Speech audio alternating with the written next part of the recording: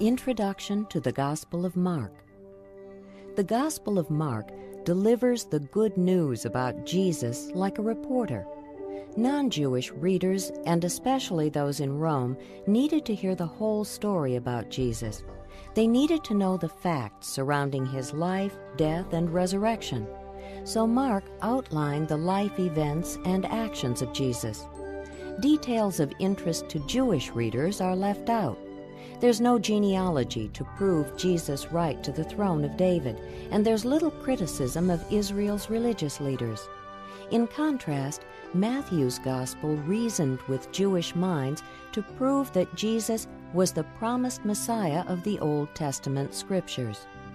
Many believe that this Gospel was the first of the four Gospels written in the AD 50s or 60s, but before the destruction of Israel's temple in AD 70 by the Romans. Most believe Mark's Gospel was written by John Mark. John Mark's mother's name was Mary, a woman of influence in Jerusalem, and he was also the cousin of the missionary Barnabas. John Mark, usually called simply Mark, was not an apostle, but he accompanied Paul and Barnabas on their first missionary journey.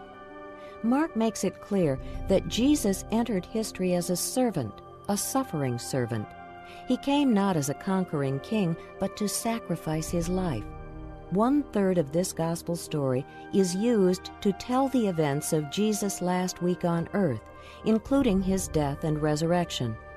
Listen now to Mark's report of Jesus' life as the Savior of the world and the model servant for us all.